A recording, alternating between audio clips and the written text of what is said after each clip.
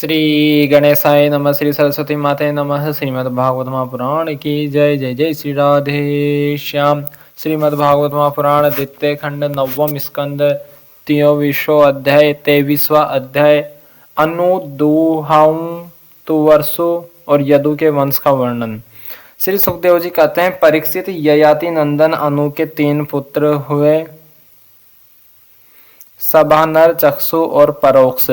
सभानर का कालनर, कालनर का संजय, संजय का जन्मेजय, जन्मेजय का महाशील, महाशील का पुत्र हुआ महामना, महामना के 2 पुत्र हुए, उसी नर एवं तितिक्षु। उसी नर के 4 पुत्र थे, सीबी, वन, समी और दक्ष। सीबी के 4 पुत्र हुए, ब्रसादब्र, सुवीर, मद्र और केकई। उसी नीर के भाई तितिक्षु के रुसद्रथ, रुसद्रथ के हेम, हेम के सुतपा और सुतपा के बलि नामक पुत्र हुआ। राजा बलि की पत्नी के गर्भ से दीर्घतमा मुनि ने 6 पुत्र उत्पन्न किए, अंग, वंग, कलिंग, सुहा, पुंड्र और अंध्र। इन लोगों ने अपने अपने नाम से पूर्व दिशा में 6 देश बसाए। अंग का पुत्र हुआ खनपान, खनपान का दिविरथ, दिविरथ का धर्मरथ और धर्मरथ का चित्ररथ। यह चित्ररथ ही रोमपाद के नाम से प्रसिद्ध था। इसके मित्र थे अयोध्यापति महाराज दशरथ। रोमपाद को कोई संतान न थी, इसलिए दशरथ ने उन्हें अपनी शांता नाम की कन्या गोद दे दी। शांता का विवाह ऋष्यशृंग मुनि से हुआ।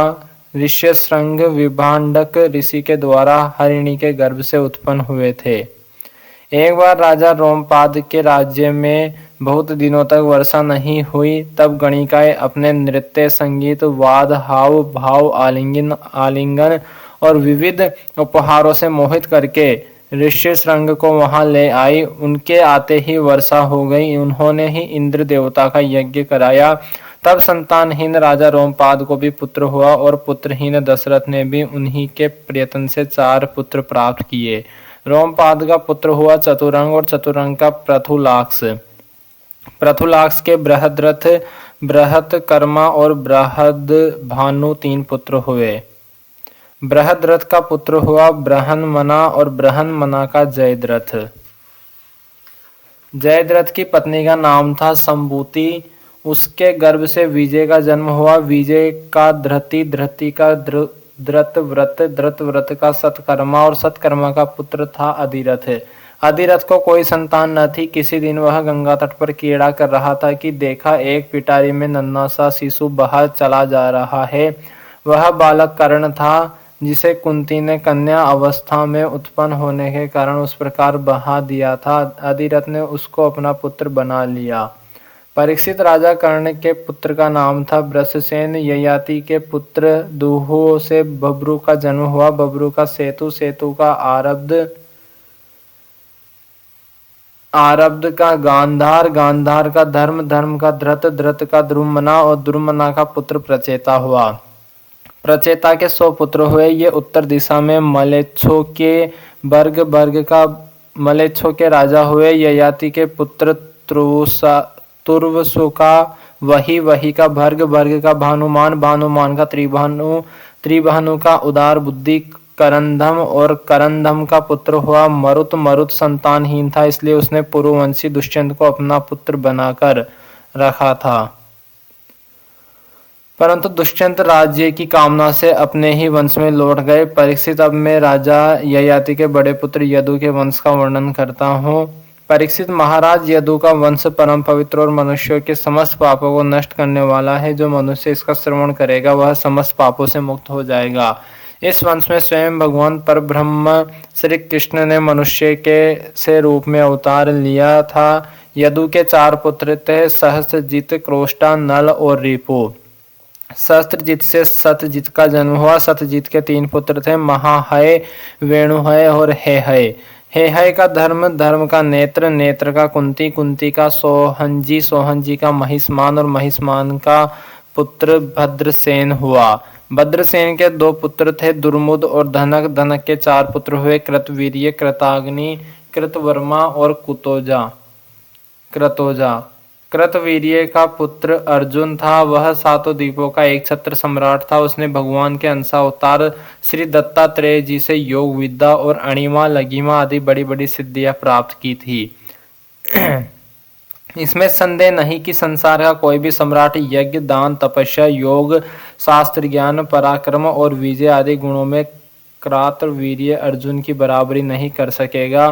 शस्त्र बाहु अर्जुन 85,000 वर्ष तक 6 इंद्रियों से अक्षय विषयों का भोग करता रहा। इस बीच में न तो उसके शरीर का बल ही क्षीण हुआ और न तो कभी उसने यही स्मरण किया कि मेरे धन का नाश हो जाएगा।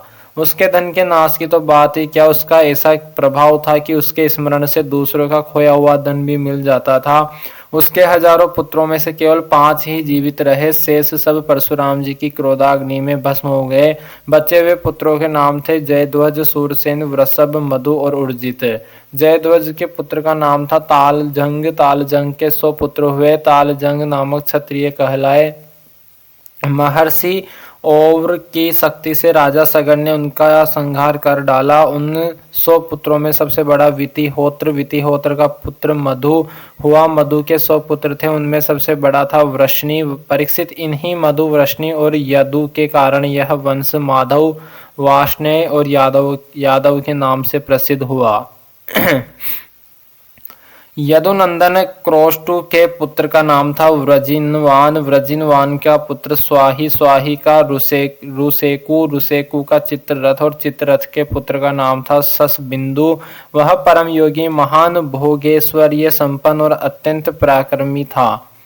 वह 14 रत्नों का स्वामी चक्रवर्ती और युद्ध में अजय था। परम यशस्वी ससबिंदु के 10,000 पत्नियां थीं। उनमें से एक एक के लाख लाख संतान हुई। इस प्रकार उसके 100 करोड़ 1 अरब संतानें उत्पन्न हुई। उनमें पृथुश्रवा आदि 6 पुत्र प्रधान थे। पृथुश्रवा के पुत्र का नाम था धर्म। धर्म का पुत्र उसना हुआ। उसने 100 अश्वमेध यज्ञ किए थे। उसना का पुत्र हुआ रुचक। रुचक के 5 पुत्र हुए। उनके नाम सुनो: पुरुजित, रुक्म, रुक्मेशु, पृथु और ज्यामग। ज्यामग की पत्नी का नाम था सेव्या। ज्यामग के बहुत दिनों तक कोई संतान न हुई, परंतु उसने अपनी पत्नी के भय से दूसरा विवाह नहीं किया। एक बार वह अपने शत्रु के घर से भोज्या नाम की कन्या हर लाया। जब सेव्या ने पति के रथ पर उस कन्या को देखा, तब वह चिढ़कर अपने पति से बोली: कपटी, मेरे बैठने की जगह पर आज किसे बिठाकर लिए आ रहे हो? जयमाग ने कहा: यह तो तुम्हारी पुत्र वधू है। सेव्या ने मुस्कुराकर अपने पति से कहा: मैं तो जन्म से ही बांझ हूँ और मेरे कोई सोत भी नहीं, फिर यह मेरी पुत्र वधू कैसे हो सकती है? ज्यामग ने कहा: रानी, तुमको जो पुत्र होगा उसकी यह पत्नी बनेगी। राजा ज्यामग के इस वचन का विश्वदेव और पितरों ने अनुमोदन किया। फिर क्या था, समय पर सेव्या को गर्भ रहा और उसने बड़ा ही सुंदर बालक उत्पन्न किया। उसका नाम हुआ विदर्भ। उसी ने सेव्या की 7वीं पुत्र वधू भोज्या से विवाह किया। अथ 24वां अध्याय विदर्भ के वंश का वर्णन। श्री सुखदेव जी कहते हैं, परीक्षित, राजा विदर्भ की भोज्या नामक पत्नी से 3 पुत्र हुए: कुश, कृथ और रोमपाद। रोमपाद विदर्भ वंश में बहुत ही श्रेष्ठ पुरुष हुआ। रोमपाद का पुत्र भ्रभु, भ्रभु का कृति, कृति का उसिक और उसिक का चेदी। राजन इस चेदी के वंश में ही दमघोष एवं शिशुपाल आदि हुए। कृथ का पुत्र हुआ कुंती, कुंती का दृष्टि, दृष्टि का निर्वति, निर्वति का दरसाह और दरसाह का व्योम, व्योम का जीमूत, जीमूत का विकृति, विकृति का भीमरथ, भीमरथ का नवरथ और नवरथ का दशरथ हुआ। दशरथ से शकुनी, शकुनी से करम्भी, करम्भी से देवरात, देवरात से देवछत्र, देवछत्र से मधु, मधु से कुरुवश और कुरुवश से अनु हुए। अनु से पुरुहोत्र, पुरुहोत्र से आयु और आयु से सातवत का जन्म हुआ। परीक्षित, सातवत के 7 पुत्र हुए: बजमान, भजी, दिव्य, वृष्णि, देवावृद्ध, अंधक और महाभोज। बजमान की 2 पत्नियां थी। 1 से 3 पुत्र हुए: निम्नलोची, किंकिण और दृष्टि। दूसरी पत्नी से भी 3 पुत्र हुए: सताजित, सहस्त्राजित और अयुताजित। देवावृद्ध के पुत्र का नाम था भ्रभु। देवावृद्ध और भ्रभु के संबंध में यह बात कही जाती है: हमने दूर से जैसा सुन रखा था अब वैसा ही निकट से देखते भी है। बब्रू मनुष्यों में श्रेष्ठ है और देवावृद्ध देवताओं के समान है। इसका कारण यह है कि बब्रू और देवावृद्ध से उपदेश लेकर 14,063 मनुष्य परम पद को प्राप्त कर चुके हैं। सातवत के पुत्रों में महाभोज भी बड़ा धर्मात्मा था। उसके वंश में भोजवंशी यादव हुए। परीक्षित वृष्णि के 2 पुत्र हुए, सुमित्र और युधाजीत। युधाजीत के सिनी और अनमित्र ये 2 पुत्र थे। अनमित्र से निम्न का जन्म हुआ। सत्राजित और प्रसेन नाम से प्रसिद्ध यदुवंशी निम्न के ही पुत्र थे। अनमित्र का एक और पुत्र था जिसका नाम था सिनी। सिनी से ही सत्यक का जन्म हुआ। इसी सत्यक के पुत्र युयुधान थे जो सात्यकी के नाम से प्रसिद्ध हुए।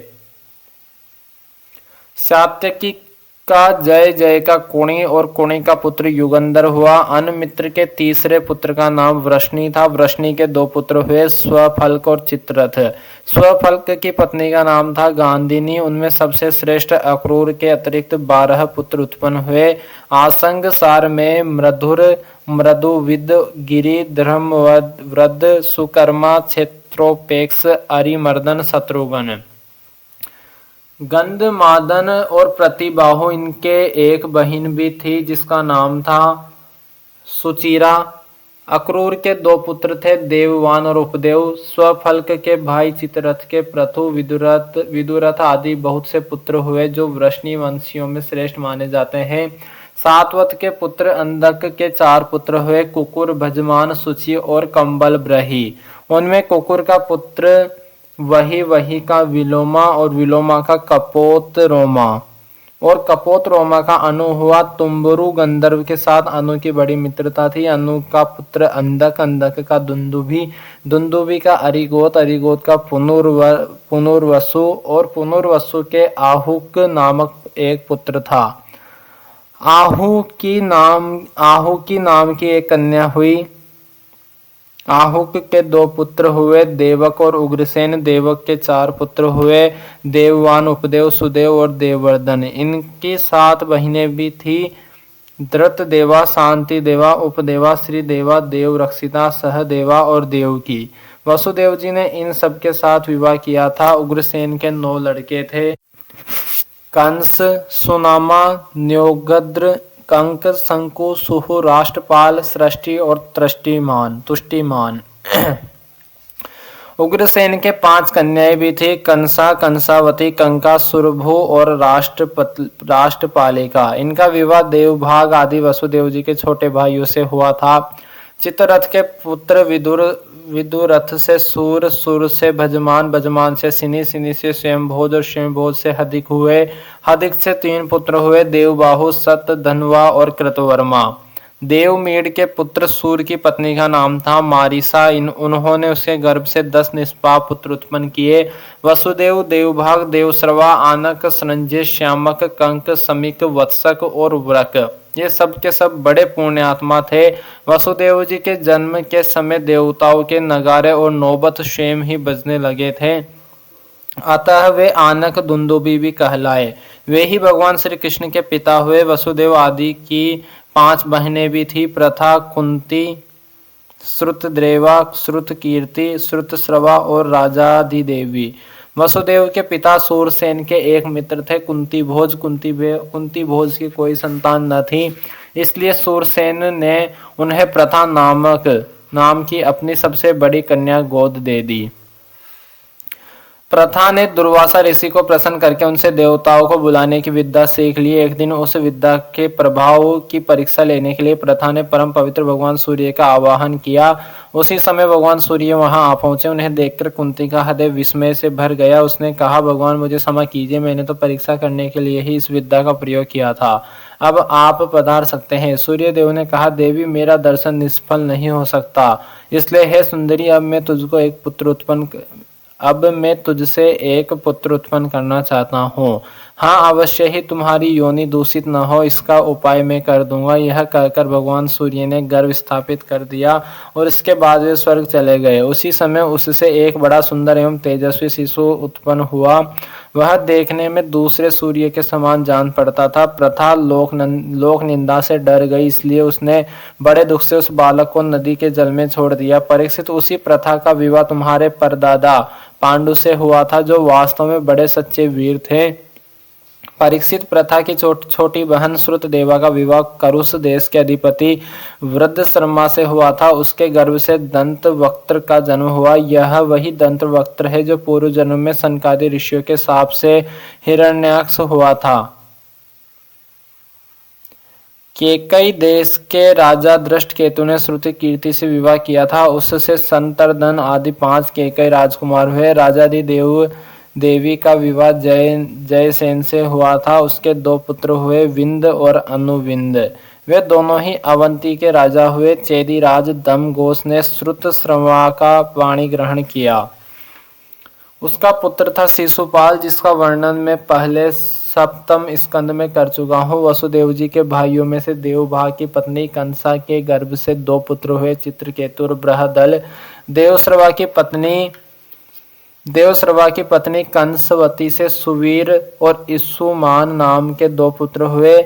आनक की पत्नी कंका के गर्भ से भी 2 पुत्र हुए, सत्यजीत और पुरुजीत। संजय ने अपनी पत्नी राष्ट्रपालिका के गर्भ से वृष और दुमूर्षण आदि कई पुत्र उत्पन्न किए। इसी प्रकार श्यामक ने सूरभु नाम की पत्नी से हरिकेश और हिरण्याक्ष नाम के 2 पुत्र उत्पन्न किए। मिस्र केसी अप्सरा के गर्भ से वत्सक के भी व्रक आदि कई पुत्र हुए। व्रक ने दुर्वासी के गर्भ से तक्ष और पुष्कर और साल आदि कई पुत्र उत्पन्न किए। समीक की पत्नी सुदामिनी ने भी सुमित्र और अर्जुनपाल आदि कई बालक उत्पन्न किए। कंक की पत्नी कर्णिका के गर्भ से 2 पुत्र हुए, रितधाम और जय। आनक दुंदुबी वसुदेव जी की पौरवी, रोहिणी, भद्रा, मदिरा, रोचना, इला और देवकी आदि बहुत सी पत्नियां थी। रोहिणी के गर्भ से वासुदेव जी के बलराम, गद, सारण, दुर्मुद, विपुल, ध्रुव और कृत आदि पुत्र हुए थे।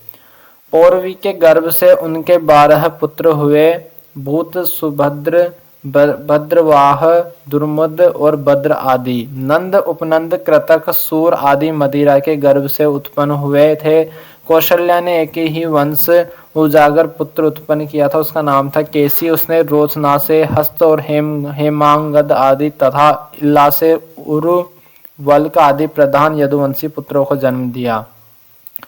परीक्षित, वसुदेव जी के धृत देवा के गर्भ से विप्रष्ठ नाम का एक ही पुत्र हुआ और शांति देवा से श्रम और प्रतिश्रुत आदि कई पुत्र हुए। उपदेवा के पुत्र कल्प वृक्ष आदि 10 राजा हुए और श्री देवा के वसु, हंस, सुवंश आदि 6 पुत्र हुए। देव रक्षिता के गर्भ से गद और 9 पुत्र हुए तथा जैसे स्वयं धर्म ने 8 वसुओं को उत्पन्न किया था, वैसे ही वसुदेव जी ने सहदेवा के गर्भ से पुरु, विश्रुत आदि 8 पुत्र उत्पन्न किए। परम उदार वसुदेव जी ने देवकी के गर्भ से भी 8 पुत्र उत्पन्न किए, जिनमें 7 के नाम है कीर्तिमान, सुसेन, भद्रसेन, ऋजु, समर्धन, भद्र और शेषा अवतार श्री बलराम जी। उन दोनों के 8वें पुत्र स्वयं श्री भगवान ही थे। परीक्षित, तुम्हारी परम सौभाग्यवती दादी सुभद्रा भी देवकी जी की ही कन्या थी। जब जब संसार में धर्म का ह्रास और पाप की वृद्धि होती है, तब तब सर्वशक्तिमान भगवान श्री हरि अवतार ग्रहण करते हैं। परीक्षित, भगवान सबके दृष्टा और वास्तव में असंग आत्मा ही है, इसलिए उनकी आत्मस्वरूपिणी योग माया के अतिरिक्त उनके जन्म अथवा कर्म का और कोई भी कारण नहीं है। उनकी माया का विलास ही जीव के जन्म, जीवन और मृत्यु का कारण है और उनका अनुग्रह ही माया को अलग करके आत्मस्वरूप को प्राप्त करने वाला है। जब असुरों ने राजाओं का वेश धारण कर लिया और कई अक्षौहिणी सेना इकट्ठी करके वे सारी पृथ्वी को रौंदने लगे, तब पृथ्वी का भार उतारने के लिए भगवान मधुसूदन ने बलराम जी के साथ अवतीर्ण हुए उन्होंने ऐसी ऐसी लीलाएं की जिनके संबंध में बड़े बड़े देवता मन से अनुमान भी नहीं कर सकते। शरीर से करने की बात तो अलग ही रही, पृथ्वी का भार तो उतरा ही, साथ ही कलयुग में पैदा होने वाले भक्तों पर अनुग्रह करने के लिए भगवान ने ऐसे परम पवित्र यश का विस्तार किया जिसका गान और श्रवण करने से ही उनके दुख, शोक और अज्ञान सबके सब नष्ट हो जाएंगे। उनका यश क्या है? लोगों को पवित्र करने वाला श्रेष्ठ तीर्थ है। संतों के कानों के लिए तो वह साक्षात अमृत ही है। एक बार भी यदि कान की अंजलियों से उसका आचमन कर लिया जाता है तो कर्म की वासनाएं निर्मूल हो जाती है। परीक्षित, भोज, वृष्णि, अंधक, मधु, सूरसेन, दरसाह, कुरु, संजय और पांडुवंशी वीर निरंतर भगवान की लीलाओं की आदर पूर्वक सराहना करते रहते थे। उनका श्यामल शरीर स्वर्ग सुंदर था। उन्होंने उस मनोरम विग्रह से तथा अपनी प्रेम भरी मुस्कान, मधुर चितवन, प्रसाद पूर्ण वचन और पराक्रम पूर्ण लीलाओं के द्वारा सारे मनुष्य लोक को आनंद में सराबोर कर दिया था। भगवान के मुख कमल की शोभा तो निराली ही थी। मकराकृति कुंडलों से उनके कान बड़े कमनीय मालूम पड़ते थे। उनकी आभा से कपोलों का सौंदर्य और भी खिल उठता था।